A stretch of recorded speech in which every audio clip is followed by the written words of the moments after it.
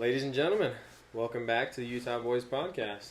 Yes, it's good to be back. Number 2. Yes. Second full one. I think we're going to start losing track of numbers, to be completely Absolutely. honest. Yeah, it'll all just be based on the video. We're going to be a bunch of 2s, bunch of 3s, bunch of 4s. Yeah, definitely will. Oh, man. Definitely will. So it's New Year's Eve today. It is. Today's been a fun day. We got quite a bit done today so far. Yeah, same classic, 4 o'clock. Yep, 4 a.m. 4 a.m. workout. Did a longer run today, 7 miles. Yep. And then had the community polar plunge. Yes, that was so much fun. I'm so glad people showed up. I was worried that we were only going to get, just a couple. Just a couple people, right? We ended up having 9 is what it was? Yeah, we ended up having 9 people come. Yeah. It's super cool to see people get out of their comfort zone. Try something new. Because honestly, taking an ice bath or a cold plunge seems to be like your least favorite thing to do. So. Oh yeah, it's still one of my least favorite things as far as my morning routine goes. Yeah. It's not. It hasn't become fun even after doing it for 2 months straight. No, and the weird part is, it hasn't become much easier either. Yeah, dude, it really hasn't gotten any better. I think the only thing I can say, I wouldn't even say that it's become more manageable. I would say it's just expected. Like, you know exactly what you're getting into now. I agree. So now it's more mentally manageable, I would say. But physically, it's the same. I feel like when you started, it was like you have to force yourself to do it. Yeah. And now it's more like, hey, this is just what we do. Yeah. It's who I am. I am someone that does ice baths, Yeah. And so it's not necessarily easier, but since it's a habit and it's part of the routine, you just get back from the gym. That's what I do. Yeah. Get in the ice bath. It's become part of the lifestyle, really. It's almost like brushing your teeth at this point. Yep. It's pretty interesting how habits are formed, and I mean, you reading Atomic Habits, I'm sure that you've come to learn quite a bit of what goes into that. Absolutely, yeah. So the big takeaway from Atomic Habits that I think that I was a little confused at the start, and a lot of other people might be before they read it. Atomic Habits isn't talking about like, an atom bomb, like a big atomic. We're talking atomic like atoms. Oh, really? Right? The whole thing's about atoms, talking about how just it's the small changes, you already get up out of bed and say the first thing you do is shower. You already get up out of bed and shower, but what do you do after that? So if you don't already have something after that, you can just kind of add to it. Instead of getting out of the shower, then go getting dressed and doing something, you can turn on, say an audiobook while you're walking around doing things. Just add the little thing to it. Yeah. And it's huge. It's super big because everyone tries to, especially with the new year, everyone all of a sudden goes, okay, I'm gonna go to the gym 5 days a week. I'm gonna lose 5 pounds this month, and I'm gonna do this, and I'm gonna do that, and I'm gonna do this, and you go, dude, none of that is gonna be sustainable by the second week because you're gonna be so burnt out trying to add all this new stuff into what you're doing. Just add something. Make sure that's a habit. It's non-negotiable, like we talk about. You go to the gym, and don't make it 5 days a week when you start. Yeah, people take on way too much at the beginning. So that's the big thing about the Atomic Habits that I've just loved. That's just start with something small. Just go to the gym. Yeah. The next day, the idea is to go to the gym. It's not for hours or for say a set amount of time. Just get up. Go to the gym. Or, like I suggest most people start by trying to go to bed a little earlier, right? Yeah. Start 15 minutes earlier. Go to bed. Next week or next month even, 30 minutes earlier. And because of that, you can wake up earlier to get stuff done in the morning. Get to the gym, 100%. It's pretty cool running a gym up here in northern Utah. I get the opportunity to see a lot of people come in super ambitious to get back to their achieve certain goals, or they're training for something. They're almost overly ambitious in the sense that they have dreams and aspirations, but the willingness to stick to the program or the diet or whatever quickly starts to fall off. And I do think that has a lot to do with taking on too much. Yeah, absolutely. At the beginning, yeah, like absolutely. And I think it's cool that everyone all of a sudden goes, new year, new me. Mm-hmm. That's awesome. I wish that it didn't have to work that way. That you just continued what you're doing and maybe progressed onto the new year. But everyone goes, new year, new me, and it goes, a new you is maybe drinking 8 more ounces of water a day, Yeah. I mean, start small. It's not seriously. You change everything. It's just not possible. And we've been doing kind of the same thing. I've incorporated reading a lot. So the gym was already there. Mm-hmm. Brought in the ice baths as soon as that was set. We've been doing ice baths for real close to 2 months now. Yeah. And I've only really incorporated reading for the last 3 weeks, 2 weeks. Yeah. So I had a whole month and a half of ice baths, and that was what the new thing I was adding. Now I add my reading, and got my hour of reading every morning. Yeah. That's not easy to do from the get-go. So that's why I started doing 5 minutes, and then did 10 minutes, then did 15 minutes, then made sure I did a whole chapter. And kind of go from there, Yeah. And I really do think that is the only reason why I actually could do it. Yeah. Is because I started small. If all of a sudden I went, dude, I'm going to read an hour every day. Yeah. Where am I getting that hour from? Yeah. But by adding the small things in slowly, you slowly figure out, oh, well, I'm doing this and that's not necessary. Yeah. So there's 5 minutes I can add to here, or, things like that. It's made a big difference for me. Yeah. Yeah, I think it's super interesting once you... Yeah, because once you got a habit set, you shouldn't just get comfortable with that routine. You should find something else to kind of tweak, is kind of what I've seen too. Because for the last week and a half now, I've started doing the reading. And I'm kind of in that stage where I'm between 15 and 30 minutes. But it's pretty monumental, the difference that it makes as far as your mental state of mind goes with reading. Absolutely. Because I think that we've talked about before, and I've talked to many people. You go to the gym, you get your physical, right? Yeah. And then we do ice baths, which, don't get me wrong, is mental, but it's kind of a mixture of mental, physical, and kind of just your own resilience, Yeah. And then reading is just straight mental, Yeah. So, say an hour at the gym, 5 minutes in the plunge, an hour reading. You got within 2.5, 3 hours, you've worked everything, got everything woken up, and we're talking, 6 o'clock in the morning? 6 o'clock in the morning, everything's activated and ready to go. Yeah. Ready to be productive. Yeah, it really does. It kicks your day off in such a positive manner, and I think that's why both you and I are such big promoters of the mornings. Absolutely. Exercises. Like, I don't think I could ever go back to working out in the evenings. Like, there's just no way. No, and I used to be a night guy. Yeah, me too. I was like, hey, the day's over. I woke up at, say maybe 8. Yeah. To get to work at 9 or to school at 9, whatever it was. Yeah. And 10:30 rolls around at night, and time to go to the gym. Yeah, I know. And that's the reason why I was getting back up at 8 though. I was going to the gym at 10:30, getting back at midnight, and then go to bed. Yeah. Waking up at 8. And what was I doing the whole rest of the day though? Yeah. I don't think I was that productive. Especially not in comparison to now. No, dude. The last 4 months. 4 or 5 months almost now, with implementing more morning routines and now having it set in stone, I can tell you from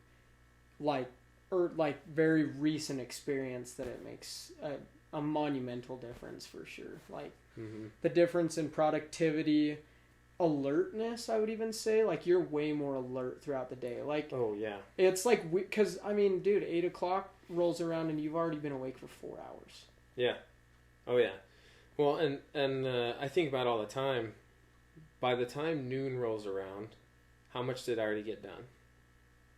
Yeah, in comparison to someone else, like gym, ice bath, I read, I've worked from, say, 7 to noon. There's 5 hours also, but those 5 hours of actual productivity because everything else got done, it's amazing what actually gets done just by noon. And you go, dude, that's half of the day. Yeah.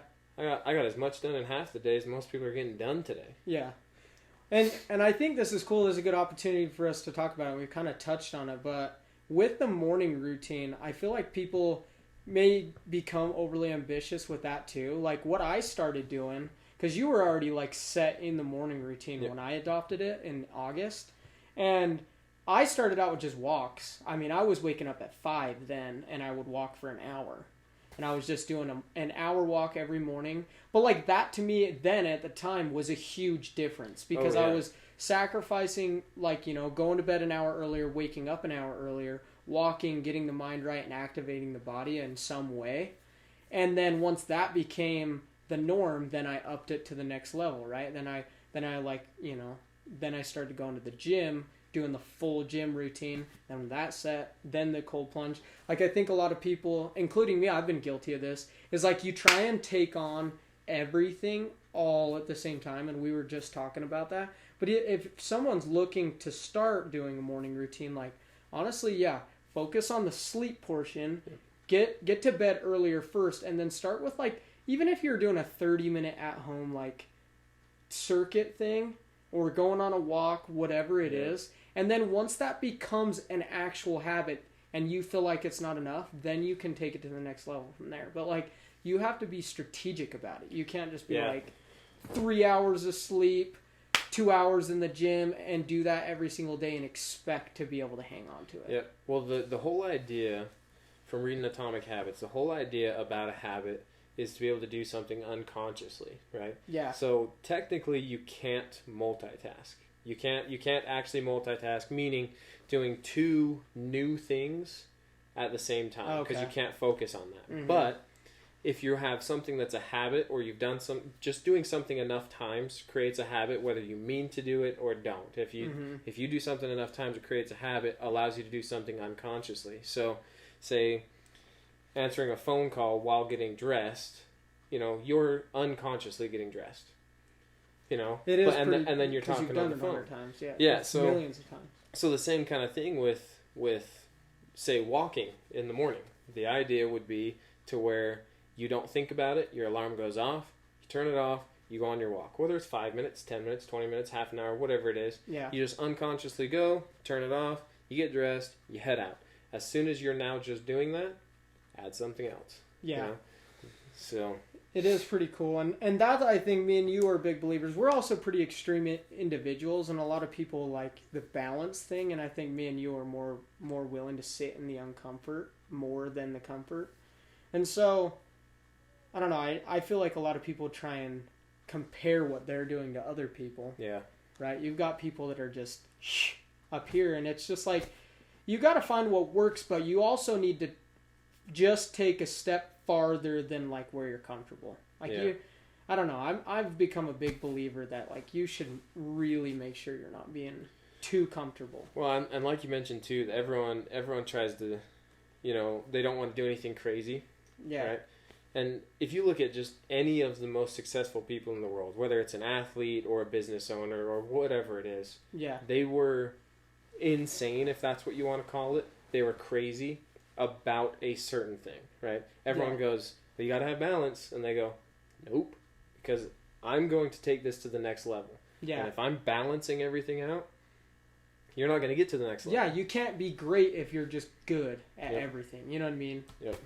You have to dedicate an exponential amount of your time to one thing in order to become great in that one thing. Yep, absolutely. It's very important to be good at a whole bunch of things. Yeah. Because it allows you to figure out what you want 100%. to be great at, right? 100%. But if you're just trying to go for balance, you're never pushing yourself. Yeah, you might not be able to break records or, do anything crazy. Maybe like we're wrong, but like I'd say the general population, you've got to become obsessed. Yeah. In order to really get somewhere. Like somewhere like meaningful that like stands out anyway. You know what I mean?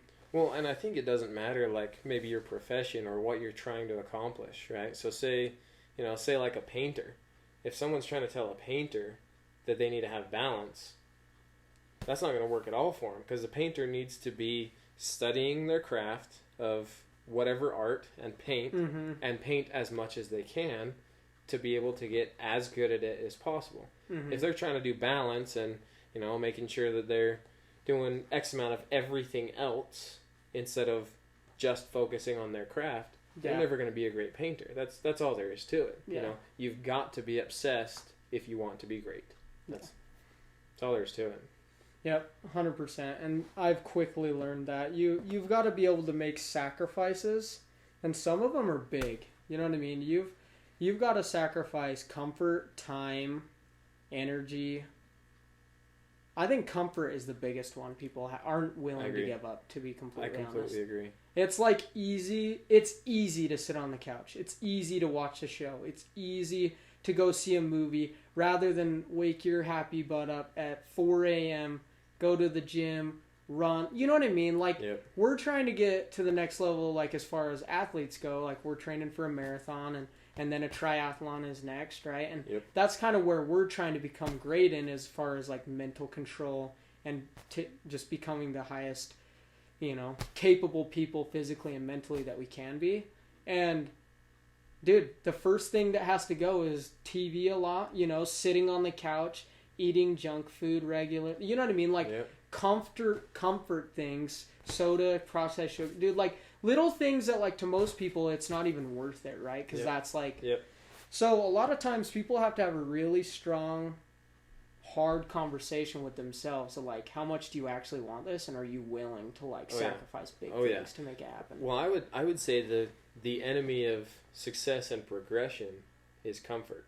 Oh, yeah. I would agree with that. Right? If you want to be successful and or progress, you're gonna have to give up being comfortable. Oh yeah, 100%. Because I've been guilty. Like, I understand where that comfort mindset goes, and I understand that, like, your desire, discipline, dedication, it's not even, like, in the same playing field as someone that's just disciplined. Yeah. Oh yeah. And maybe that's the first thing people really need to figure out is becoming disciplined. Like, if you're going to try and set a habit, like, start small, because you need to stick to the small things, no questions asked. Like, that's the point. Like, you need to start with something small enough that you can do it every single day, and then when that becomes mastered, you take the next level up, but you keep that accountability and discipline going forward. Because how often are we, like, motivated to go to the gym or go on 7-mile runs or, like, swim 800,000 meters, whatever, to get ready for these triathlons? Like, it's just, dude, I don't want to go and do those things every single day. No, I'd say about twice a week. About twice a week, I wake up and go, and feel motivated. Dude, I'm going to the gym. This is awesome. Pumped. Yeah. But if I'm going 6 days a week, that means 2/3 of the time that I'm going to the gym. Yeah. I turn off my alarm and go, that's what I got to do. Yeah, dude. I mean, that's, freaking 66% of the time you don't want to do it or doing. Like, the days where you're sore and you hurt, it's easy to be like, yeah, maybe I can just sleep in. But I think people need to realize, though, that if they stick to it long enough and stay disciplined long enough, you actually can have that, like, intervention talk with yourself and, like, look to the consequences if you don't do it. Oh, yeah. Like, you think past comfort and you're like, if I don't do this, X, Y, and Z is going to happen. I'm going to feel this way, or I'm going to, like, regret not doing it. Yep.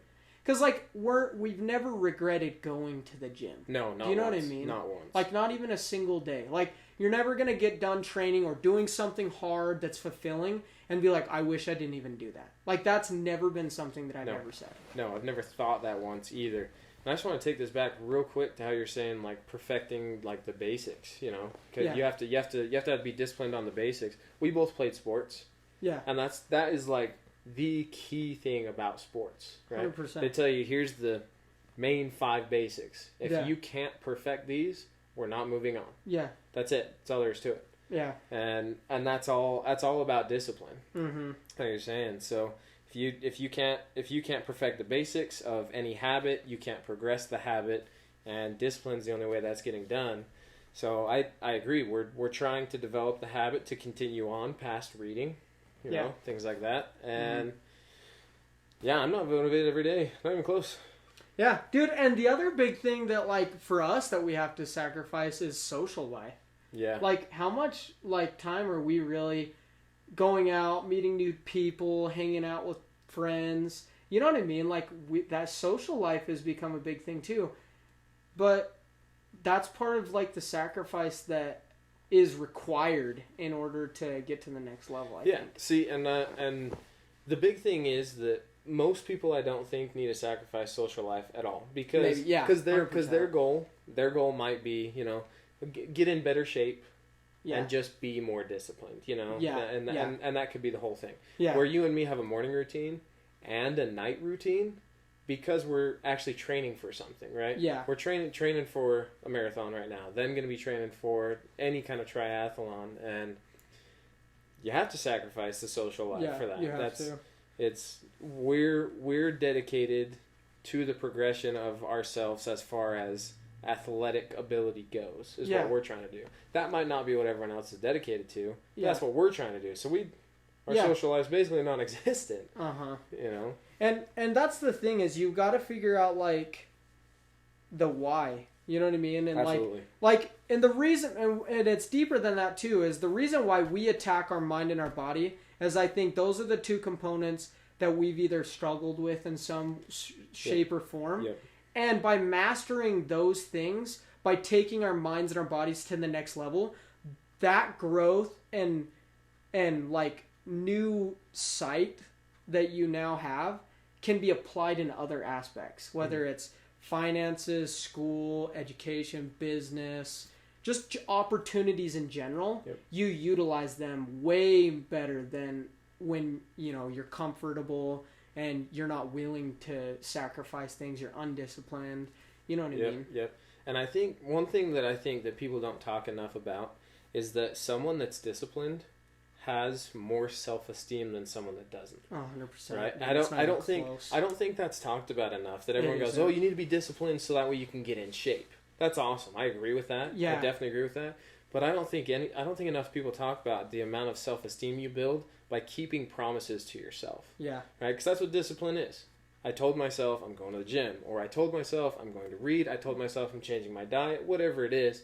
And if you tell yourself all these things, I'm going to do this, and you don't do it, hurts your self-esteem. Yeah. But when you build the discipline, it just absolutely boosts your self-esteem. That helps you, like you're saying, in everything. That'll help you in business. That'll help you just in your work, you know? Yeah. Your ability to, if you want to make more money, there's only a couple options to make more money.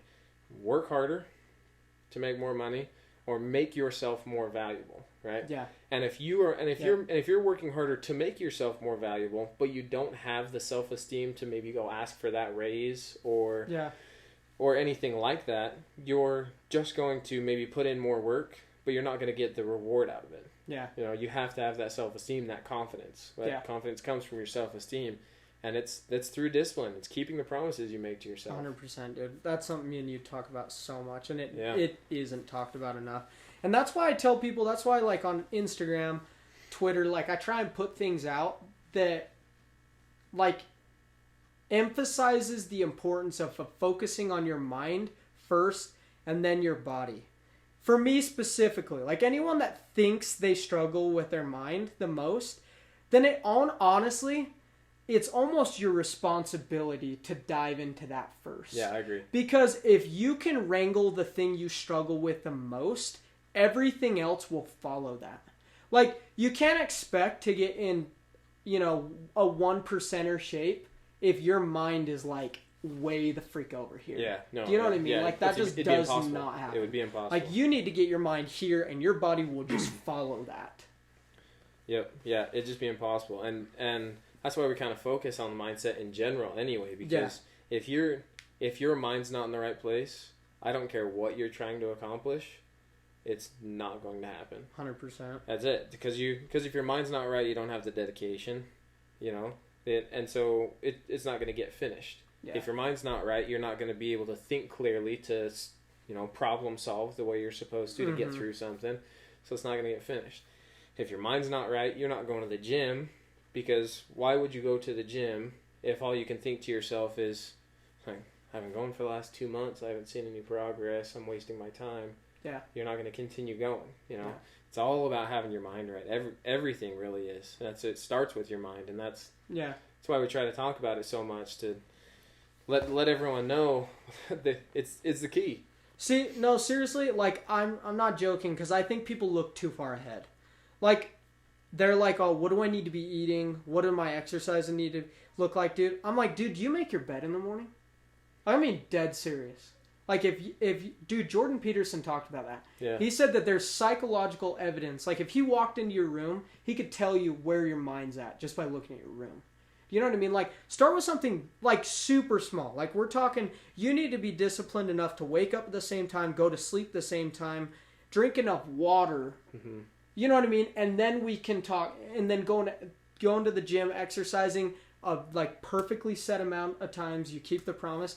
And then we can talk about specifics like tracking macros or how much protein you need to be. You know what I mean? Like people just go straight to that. It's like, where are you? Yeah. Where's your mind even at? Everyone, I think it's crazy. I get asked questions all the time and talk to people all the time that ask about diet. I know. Like you're saying, it's always the first thing. I want to lose weight. I want to get in shape. What kind of diet should I go on? Should I do keto? Should I just do low carb? Should I do an all meat diet? Should I do a vegetarian diet? And I'm like, what? Dude, you're not asking the right questions. I'm like, you haven't stayed set to a schedule your entire life. Oh yeah. So why do you think that a diet, which to me I think is one of the hardest things to change? Oh yeah. Waking up early, go to bed earlier, going disciplined enough to go to the gym or go on a walk, that's way easier than changing your entire pantry and kitchen. Oh, 100%. Because that's what you're looking to do, is change all of that and go, well, all right, so I'm gonna go keto. Okay, I'm gonna get rid of all breads. I'm gonna get rid of basically all of my fruits. I'm gonna be getting rid of everything that has carbs to it. Yeah. And then what? You throw all that away on Monday, and by Friday, dude. Yeah, Thursday, Friday, you go. All right, I'm going to fast food and going to pick up some fast 100%, food. 100%, dude. Yeah. So I'm like, dude, hey, start where you're supposed to, up here. Let's get to bed. Let's do something that can activate the mind in the morning. Yeah. Something like that. Let's get the routine going to where this is. Your whole morning should be subconscious. Your night routine should be subconscious. Yeah, it should just happen. Because if you're trying to make your diet subconscious, but your routines aren't in place, good luck. Yeah, dude, you're not even gonna last a week. No systems in place, and still want to change one of the biggest, hardest things to change. Yeah, dude, you're trying to build a freaking skyscraper off of like sandpaper, or like styrofoam. You know what I mean? Like it's just not gonna work. Yeah. You need to create your foundations and make those the strongest. You need to spend time, shaping them, making sure they're treated, that they're solid before you start building. Oh yeah. People are almost starting at like the top of the building trying to work down. Yeah. I'm like, dude, what are you even doing? Like people and that's kind of how the fitness industry is sold now, is almost like, look good, and maybe it's even like to sell kind of like sexy stuff. You know what I mean? Like you're selling clothes, you gotta have sexy people. You know what I mean? Like good looking people, sex sells. You know what I mean? So people drill in onto that. They're like, I've got to look 10% body fat year round. It's like, dude, you don't get what it takes to even like get halfway there. Yeah. Well, the problem is that they'll see, some celebrity that they like modeling something. Like say for us, we see like Chris Hemsworth. He's got an outfit on, and you go, dude, that outfit looks sick. If I wear that, I'll look good. I'll look like him, Yeah. And then you wear it and go, dude, now I've got to I've got to hit the gym extra hard. Yeah, right. And that's not gonna happen, dude. No matter what I do, I'm not gonna look like Chris. It's not gonna happen. Dude, he's 6'4". You know what I mean? It's just not gonna happen. It's not gonna happen. And as much as I hate to say it, because we do social media, everyone pays attention to the 1% though. Yeah, they do. That's on social media. Like, dude, and I'm guilty. Dude. I'll look at different people on social media. Like, dude, I've not once looked at C-Bum and went, sucks for him. He's all right. Poor Chris. Yeah, I go, dude, if I could look like that, dude, that'd be awesome. Yeah, that'd be awesome. Luckily for me, my mindset's like, that's not achievable for me, so I'm good. Yeah, dude, why not become the best version that you have to offer? Yeah. Do you know what I mean? Mm-hmm. Like, oh my gosh. I think eventually during this podcast we'll talk about our biggest fear, but like while we're still on this, like, it totally just slipped my mind. Well, I'll continue for a second. Yeah, everyone pays attention way too much to the social media, and I don't think they realize that it is the 1%ers. It is, right? Yeah. Because everyone wants to look good enough to post. Themselves, essentially themselves naked. That's what you're trying to work out for. No, you're trying to work 100%. Out to look good naked or great naked. Yeah. And all of the people that you see on social media, dude, these people have put in years. Yeah. And years of hard work and dedication to look the way they look. Where people think, dude, if I just change my diet, I could look like that. And go, no. Yeah. Nope, it's not even close. You'd need to reroute your entire mindset, your lifestyle, everything. Yeah. Like a lot of those people don't have a great social life. That's what they don't realize either. You know what I mean? Chris Bumstead, he talks about that. Yep. He has no social life. If you want to hang out with him, dude, you're hanging out with him at the gym. Yep. And even then, dude, you're just seeing him. He ain't talking, dude. He's way too busy working. You know what I mean? You just see that and you're like, that's what I want. And it's like, dude, I promise you aren't willing to pay what it costs to make that happen. No. You can't afford it. Well, also, it's the same thing. It's the same thing with business. It really is the same thing with business, right? You're running a gym. I own a company, and if all of a sudden one day I go, oh, man, it'd be so nice if I could just wake up tomorrow and have, say, Elon Musk's amount of money. Yeah. All right. He doesn't do anything but work. Yeah. That's it. That's all he does is work. Chris Bumstead's whole thing is to be Mr. Olympia, and all he does is work out. Yeah. That's his job. People like Elon Musk and the top 0.001%, all they do is work. That's it. Yeah, 100%. But everyone goes, they just got lucky. Yeah, maybe. After 30 years, 7 days a week, lucky, if that's what you want to call it. Yeah, dude, no.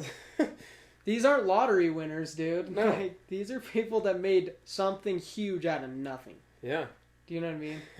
They took on the insurmountable amount of risk and just put their hands in the mud and made something happen. Mm-hmm. And that's seriously what it takes. Yep, and they believed in themselves. It keeps going back to the that mindset. Yes. It keeps going back. It doesn't matter if anyone around you believes in what you believe in. It doesn't matter. There is a reason why there's so many different inventions and so many different things in the world, is because someone at some point went, I'm going to build this. And everyone around them almost guaranteed went, that is stupid. Yeah. And they did it anyway. And now look at everything we've got, Yeah. When you are trying to make something happen, nobody believes in, nobody cares until you've made it. Yeah. You know what I mean? So you have to provide the mindset for yourself to keep yourself going. Like, nobody's coming to save you. Nobody's coming to hold your hand, take care of you. You know what I mean? Like, even as a religious guy, like, dude, like, it's up to you to make things happen. You know what I mean? There's things out there to help you, but they can't do it for you. No. Do you know what I mean? Yep. It is your responsibility to become the most capable human being that you can become. Oh, yeah. That's your responsibility. And that's why it's kind of like, I've been that guy, like, and this might come off and rub people the wrong way, but I've been that guy that is like, why me attitude sort of a thing, or like, you want everything, but you're not willing to work for it, dude. Like, honestly, to the people that have that mindset, like, I have absolutely no sympathy for you, to be completely honest, because, like, dude, everything worth something in life came at a cost, and it's usually a big one. Yep. You can't become successful by being lazy. Yep. I think it's people's mindset that it's, instead of, they don't realize that they're saying, I don't want to. Right? That's in their head, it's I don't want to, but out loud they're telling you, I can't do that. I can't do that. You can. Yeah. But what it really is in your head is I don't want to. Yeah. You're telling everyone I can't, but you don't want to. Yeah. That's the whole thing. You can do it. You don't want to do it. Yeah. Yeah, people have preset limitations, premeditated limitations that they put into their mind. Yeah. And it's almost as like a automatic reply that sends out anytime something comes up that you don't want to do. You're like, oh, I can't because, I have this, or I have to do this, or this is coming up. You know what I mean? Like, it's just a preset excuse so it doesn't make you have to contemplate that you just aren't willing to do it. See, what it really is a bad habit. That's what it is. They're unconsciously coming up with whatever excuse, you know? Yeah. They don't, not once do they go, all right, Corbin's probably about to ask me this, so I've got to come up with a response on why I don't want to do it. Uh-huh. That's not what happens. They didn't care exactly what was going on. You came up and went, hey, you want to come do this? And they go, no, I can't, dude, because I got, I gotta, and whatever it is, I gotta take care of the dogs. I got nephews coming over, so it's just, and I'm like, no, I don't know. I don't know. You're saying, but I don't know. I get, And the problem is, like you said, I've been there. You've been there. I've wondered why, after putting in X amount of work, say for 3-4 months or so in the gym, even, why I'm like, okay, I'm not seeing progress like I should, and I'm thinking this is just dumb. I'm not seeing it. Yeah, because all I'm doing is going to the gym. Yeah, that's all I was doing, Yeah. But there's all those people that are like, dude, I'm sitting on the couch expecting everything to go their way. I've been there. Yeah, I've been there, sitting watching TV. Say it's 6:00 at night. There's nothing going on for the whole rest of the evening. I'm sitting there watching TV. Say football game or something's on. Watch the entire game, probably while eating some chips or something like that. Yeah. And 2 weeks later, go, dude, kind of getting a little fat. It doesn't really make any sense. I go to work every day, and I don't get it. Dude, you get comfortable. Yeah. That's seriously it. Yeah, and then 4 or 5 months later, you're like legit 20-25 pounds more than you were. Yeah. And all you thought you were doing was just sitting watching some football or something. You're like, I didn't do anything crazy. Yeah. Dude, it's pretty crazy, right? Like, it all ties back to your mindset and the things you tell yourself. One big thing that bugs me, because I've dealt with this too, is one big excuse I see for a lot of people why they aren't willing to do things as far as physical stuff goes is like injuries or like discomfort and pain in general. Like, you have a jacked up shoulder, but you're still going to the gym every day. Yeah. Do you know what I mean? Like, it's something I see a lot, and this is my thing, is like I'll see a lot of people say like, oh, because they'll ask me if I'm, what I'm training for, and I'll say marathons, triathlon sort of a thing, and they're like, oh, I could never do that because of my knee. And I'm like, dude, like, my knee hurts too, but it's like, dude, like, what are you willing to do to make it happen? Like, are you stretching twice a day? Are you icing? Are you doing recovery stuff? Are you eating correctly? Are you like doing exercises designed to like prevent further injury or to properly recover? You know what I mean? Like, you're just not willing to go the extra mile needed to like make your knee stronger. It's something I hear all the time, and I never say it to somebody's face because I don't want to offend anyone, but it's like, all you're really saying is an excuse. Yeah. Like, everybody, dude, professional athletes are working top of the line years on end, dude. Like, their bodies hurt all the time, guaranteed. Dude, you get knee surgery, it doesn't make your knee like 10 out of 10 again. Are you kidding me, dude? You're never going to be a 10 out of 10 again. Like, with millions of dollars of therapy and constant training, they might get to an 8 again. Like, after they're warmed up. Do you know what I mean? They're walking around a 5. Yep. Dude, it's like, dude, everybody's knee hurts. Everybody's elbow hurts. Like, still make it happen. Yep. There's guys that have in my gym that don't have legs, and they come in with a wheelchair. They strap that puppy in, and they do pull-ups, dude. It's like, it's an excuse is what you're really saying. It really is. And that's the hard truth, and that hurts a lot of people's feelings. But I've been that guy, and I promise you that's what it is. Yep. It's like, dude, your knee hurts. Grow up, dude. Like, people are missing legs, and they're running the Boston Marathon. Dude, like, get over yourself. Like, it's an excuse is actually what it is. It is, and I bet 90% of people that when you say something to do with running, or even walking, they usually say the knee excuse or the ankle excuse or the foot excuse, whatever. Every time. It's been used for years.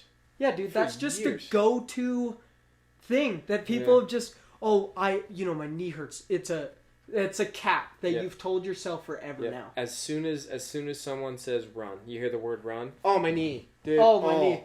I know, dude. Oh, my knee. I see people in their 20s and 30s, dude. Are you like the people that are winning these triathlon things are like in their late 30s, 40s even, dude. Like, you can be competitive. It's how much are you willing to stretch, to do recovery, to go the extra mile with your training. Like, it takes sacrifice, but like all you're actually saying is an excuse. Mm-hmm. And if you're not willing to do that, just be honest with yourself. Yeah. Because by saying, "Oh, it's my knee," it's like, dude, we could fix your knee in 60 days, or you could work with it. It's your body's not gonna be perfect forever. You know what I mean? Yep. The whole idea is to get over it. Yep. And to keep going. Yep. I really do think, just because I've been in the business industry for a little while, I hear this all the time, talking about investing in yourself, right? You hear that all the time. Invest in yourself, invest in yourself. It's the only way to, say, up your own value. Well, it's the same kind of thing with injuries or things like that, with your knee. You know, you're investing in yourself, investing in time. You might invest in going to some kind of therapist to learn what you should do, you know? Yeah. Invest in yourself. You're trying to build yourself up. Yeah. That's what you're trying to do. People don't take advantage. There's so many things you can do to invest in yourself, right? Like 100%. Oh my goodness. They're not even trying. They just have it set in there so they don't even have to try. Yeah. Oh yeah. It's something that people just don't want to do. They don't want to push themselves to maybe. But they're not willing to say that. The uncomfortable level. People don't want to push themselves to the uncomfortable level. Yeah. And so the excuse comes out. Yeah.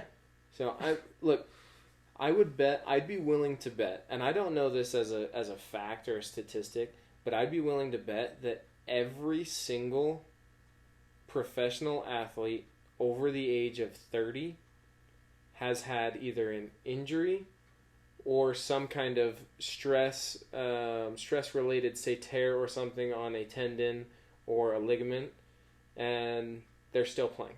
Yeah. You know, I'd be willing to bet at least 90%. You know, because they played all out since they were, say, 6-7 years old.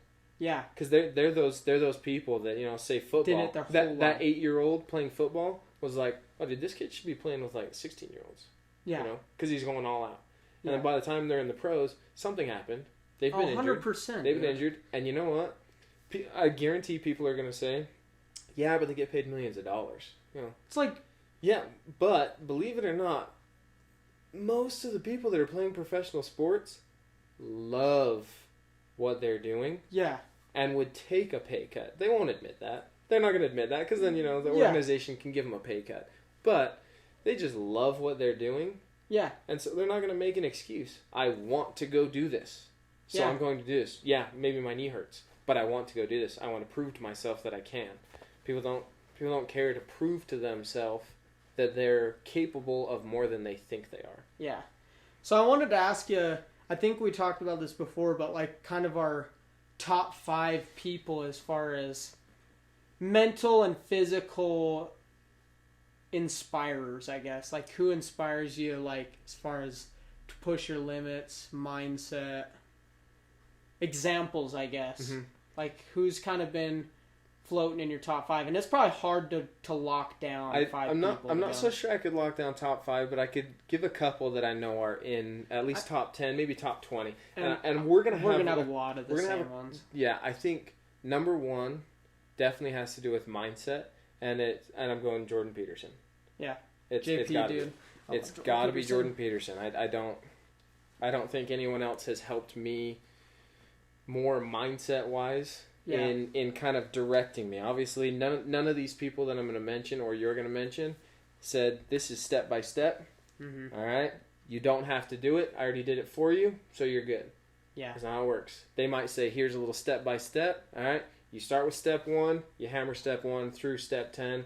You're now good to do it on your own. Keep doing it. That's how these people work. So Jordan Peterson, number 1. This might be a little too mainstream for some people, but I got to say The Rock. All right, this dude brings a gym with him everywhere he goes. Dude. He's an animal. Wakes up at 4 o'clock every morning. No, he's an animal. And he's look, he's He's someone that I look up to a lot, and you know what? It kind of leads to this next one that might be a little odd to some people. Kevin Hart, actually. Really? Kevin Hart's one of mine. I don't think I've ever even told you that. I watched an interview once with Kevin Hart and The Rock, and I think the interviewer was trying to make them kind of get at each other and said, "Oh, which one of you two works harder?" Yeah. And I was trying to maybe try to have Kevin say he does or The Rock say he does, and they both kind of look at each other and go, "Yeah, this dude works incredibly hard, talking up the other person, right?" Yeah. And you're like, okay, if someone like Kevin Hart that's in every other movie that comes out is saying that The Rock works harder than he does, and The Rock that you can see posts every day, 4 o'clock in the morning doing a 4 hour workout, is saying that Kevin works harder than he does, you're like, dude, they're getting somewhere. Hey, they're working. Yeah, dude. These guys are working, and then I think another big one to me actually is my dad. Not a famous person. He's not famous at all. But my dad's been going to work at 6 o'clock in the morning. Like that's when he gets to work. He gets to work between 6 and 7 every morning for years, right? Yeah. He gets home at about 5. So he's gone 11 hours. Yeah. Obviously you get like a lunch break and stuff like that, but he's cruising all day long. If I go in because I got a question, I need some help. So he's a service writer at Ford, and if I go in because I need my truck worked on or something, just about every other person that's up there is sitting at their desk, and my dad's just full speed everywhere he goes. I mean, he ain't running, but he's walking. Wired. He's walking at like, no joke, a good 4.5, 5 mile an hour pace. Like if I'm trying to walk to keep up with him, I'm doing like a light jog because I'm like, this guy's going. Dude, he's going. Well, he gets home at 5 o'clock, roughly 5 o'clock at night, and acts like he wasn't at work all day. If I go, hey, Dad, as I was younger, hey, Dad, I want to go to the park and practice because I was playing baseball. It's like, Dad, can we go to the park and practice? You know what he says? Put everything in the truck, we'll go. I'm like, dude, you just worked. Now, at the time, I didn't think about it, but now I'm like, okay, he worked 11 hours. Putting up with everyone complaining about their vehicles also all day. And then he gets home and I go, Dad, I want to go practice. And he goes, yeah, sounds good. Not like sit down, eat dinner. Yeah. Just toss everything in the truck and head on down to the park for an hour and a half, and then come home and just eating like that was just another addition to the day. I'm like, okay, I know that's what everyone says, my dad's the greatest or this, that, and the other. He does everything, but I'm like, I've never heard my dad complain. And if something needs done, it's getting done. Yeah. He was my big example of, if someone asks you to do something, or you tell someone you're going to do something, you do it. There's no. Dad's pretty awesome. You don't have to do like some weird contract something. It's, hey, I need this done. Boom, it's done. Yeah. It will get done. It will. To this day, I can ask him to do something and it'll get done. I know it's not 5, that's 4, but that really is some of my big main 4. I've probably got 100 people, honestly. Oh no, we have a lot. Really I just wanted to get an idea of yours. But me and you have some similar ones. I'd say, honestly, for me, like, and this might sound too mainstream too, but I'll explain why. Now, I really think number 1 has become David Goggins, to be honest. Yep. But the reason why is because I've been reading his book, Can't Hurt Me, and it's given me a lot of insight into, like, he came from, like, nothing in a very dark, rough background, and he just constantly never gave up. Even if he failed, dude, he got back on the horse. Do you know what I mean? Yep. It was just the willingness to eat crap and still get up and go. And not only go, but go harder than what he was going when he fell. You know what I mean? Like, he just kept taking the ladders up.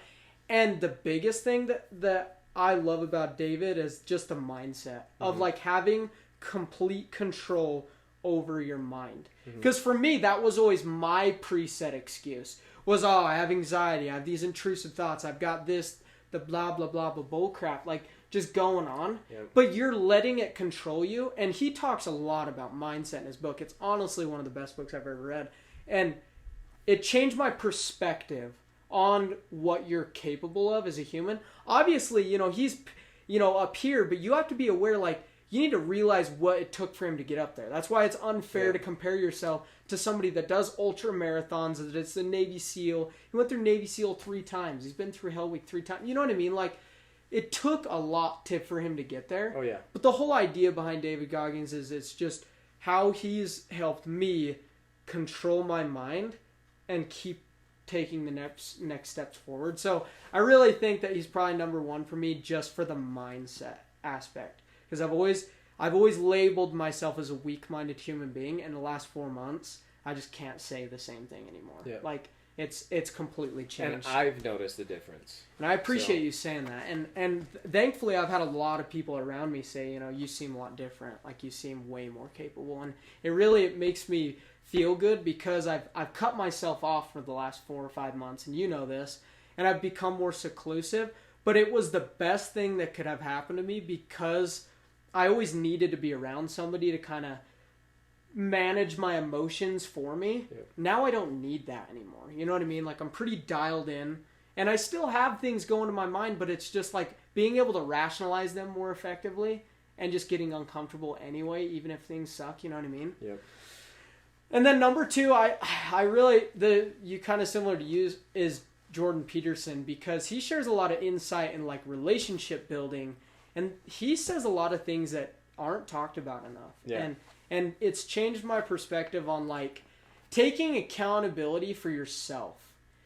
Cause like one thing that's always stuck with me is he said, he said this quote, and he said, he said a lot of people come to him and ask, how do I find someone that's right for me? And he literally said that's the most narcissistic question I can actually think of. Mm-hmm. He's like, you're asking the wrong question. How can you turn yourself into a desirable life partner? Like, if you can't get a girl, dude, you're doing something wrong. It is not the girl's fault. Yep. And there's a lot of guys our age, early 20s, even 19, that are like, oh, I just can't get girls, or girls don't like me. And I'm like, dude, that's your problem. Yeah. That's actually your fault. Yeah. There's absolutely nothing wrong with the girls if that's the case. So, that's probably number 2. Number 3, I would honestly, now that you shared some insight, I had to reevaluate my top 5, because I have a good idea of top 10, but number 3, I really think Andrew Huberman's probably up there, just because the science behind things, and he explains why you should be doing certain things. Yep. Like it's just the scientific things that goes to what we're applying to how we're training. You know what I mean? Like, and a lot of that has gone a long ways. Like the ice baths came from Andrew Huberman. Devin LeVake's up there too, but that's a whole other story. I just love Devin LeVake. But Andrew is just he explains the science behind everything. He's the why man, you know what I mean? Yep. And he's a credible source. But number 4 and 5 for me is probably my parents. Now that, and I never really like deeply thought about it until now, but honestly, dude, my work ethic and my discipline stems a lot from my dad too. And because I mean, you know how much he works too, and like a lot of times he's gone for the holidays. Like, this is the first year I've seen him Christmas and Thanksgiving and New Year's. This is the first year, and I think seriously 12 years that he's been all 3 in the same year. And what's cool about it more than anything is that he came from nothing and really built something. Like, takes care of his family, and he really takes care of my mom, takes care of me, my brother. And he's such a good example as far as hard work goes. And there's not a single person, that could have had a personal effect on me than that. And my mom and my dad are 4 and 5, and I couldn't place either of them above one another. They're just kind of tied there. But the reason my mom is so inspiring is because, like, what it took for her to, like, get to where she was, getting married young and getting divorced and being a single mom for a few years. Like, with me, it was probably an overwhelming, like, thing to take care of. And now she owns a business, you know what I mean? Owns a hair salon. And she's like doing other things, other jobs now too. Like it's cool to see two people that didn't come from any money at all and really build up a good lifestyle. You know, they're not rich by any means, but they take care of themselves. They're smart with money. And those are just fundamental things that, no one else has taught me. Yeah, the basics. Yeah, the basics, 100%, dude. And not only that is, just their humility, their kindness. My mom's probably the kindest person I know. And as far as, like, taking people under and taking care of them in any way. And going out of her way to help people. Like, honestly, she's one of the few people that really makes me, she doesn't even have to say anything, but makes me self-assess, like, how selfish I'm being a lot. Like, she's, like, worried about other people more than herself. And honestly, this sounds, like, really selfish, and it is I don't think I've ever worried about other people more than myself, but that has a lot to do with my mind being a premeditated excuse to, like, control my whole life. It's like, dude, it isn't all about you. You know what I mean? And she's probably the person that taught me that without even saying anything. Yeah. It's like, dude, you could die tomorrow and, like, you know what I mean? The world's still going to keep on turning. You know what I mean?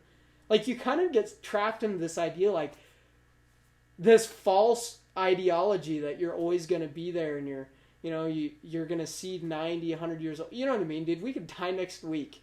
You know what I mean? Like, you don't know. And wasting all your time only thinking about yourself. Yeah. There's two kind of cool things that hit me while you were talking. The first one is, so I didn't plan on mentioning my dad. First off, dude, I didn't really either. It just hit as soon as I was thinking. You made me think about it too. As I was thinking, I was like, dude, wow, my dad really has made a big impact on my life. So that was the first one. Second one is, I don't think either of us have probably ever told our parents how big of an effect they've had on our life. And you know what? It's because they didn't really plan on it. They just were being good people, being themselves, being 100%. The hard workers, being good people. And we've just watched it. Yeah. You know, you've watched it since you were little. I watched it since I was little. As far back as I can remember, my dad's been the same person. My mom's been the same person. Your mom and dad have been the same person. As far back as you can remember, you know. They're just good people. And you don't think about it, but you have taken on their traits. You know? Yeah. You know, you want to be like your dad because you see how your dad treats your mom, and that's going to be how you're going to end up treating your wife. You want to be like your mom because you see how she treats, you know, your dad, because you want to find a wife that's going to treat you the same as maybe your mom treats your dad. And things like that. And I don't think I've ever told my parents. I'm like, hey, just letting you know, I have been watching you. People say that all the time. Hey, like, careful what you're doing because people are watching you. You know, be the best person you can because people are watching you. And you go, yeah, but are they really watching? You know, like they might be around. They're watching, dude. They're watching. They're definitely watching. It's so true. Like, yeah, dude. People, like, pay attention way more than you think, but at the same time, you can't get a blown up head in the other direction and think like it's all about you. Mm-hmm. But dude, people are paying close attention to you. Like, if you have siblings, family, friends, like, they're watching, even if they're not saying anything, dude. Like, you might be having a huge effect on their life, and they might just not be saying anything. Yep. Like, that's why, dude, it is your responsibility to be the best version of yourself. Because Jordan Peterson, I think, talks about that. It's like, dude, it's almost an ethical, moral crime for you not to be the best version of yourself, because then you can't help everyone else around you as well as you could have. Yep. Do you know what I mean? Like, dude, if you really think about that, dude, that hits hard. Well, it also, too, is like, there's been, for years and years, generations and generations, there's been plenty of bad that happens, you know, in America, in the world, whatnot. But if everyone was trying to be the best version of themselves that they could be, you know, my best version of myself helps you be the best version of yourself, which helps me. You know, it snowballs. Yeah, dude, it just continues. It just snowballs. It builds. And too many people have that mindset, the woe is me thing. Where I deserve this, but they really don't. And so people aren't trying to better themselves, which is why Jordan mentions that it's you know, it's your moral obligation Yeah, it is. It really is. It is your job, morally your job, to be the best version of you that you can be, for multiple reasons, for other people and for yourself. Yeah. It really is, because it's, whether you're religious or not, you should try to be the best person you should be. Yeah, you should, 100%. Whether you think you were placed on this earth or you evolved or whatever, if you believe you were placed on this earth, obviously you're going to want to try to be the best that you can be, because when when judgment comes, you're going to want to be, hey, yeah, you want to be on the right side of that. I helped all these people. Yeah. I did the best I could. I hope I pleased you. If you believe in evolution, yeah, then how are you supposed to continue evolving if you were not better than the previous form? Yeah. There is no evolution. No, that's a good point. Right? So no, it is. I didn't think about that till just now, but yeah, it really is. There is no evolution if you don't beat the previous form. Never be outworked. Yeah. Always beat the previous form. Beat you the Yes. previous day. It's you versus you, dude. That's what life's about. Yep. And if we can help inspire and be better for the other people's sake, dude, that's good. That's good too. But it's you versus you. Yep. You don't need to build yourself into somebody else. Like, be you. Yep. And that's why we're doing this whole thing. We're doing the best we can to be us. And if we can also maybe help someone else in the process, maybe help you guys in the process, and teach you through maybe some of our fails. Yeah.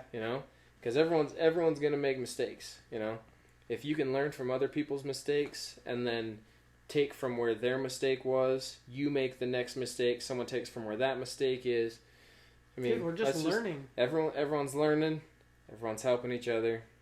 Let's just continue growing, 100%. So, well, we're at about that hour mark, so okay. I think we'll probably wrap this up, and we'll definitely see you guys on the next one. Glenn, thanks for tuning in. Yeah. Appreciate you guys tuning in while we try to talk and teach about a little bit of mindset and forwarding yourself, and yeah, creating that growth-based mindset. But yeah, keep getting after it. Get uncomfortable. Create non-negotiable habits. Keep on going. Yep, keep on keeping on. Never be outworked. Never be outworked. Yeah. Peace out, guys. Love you.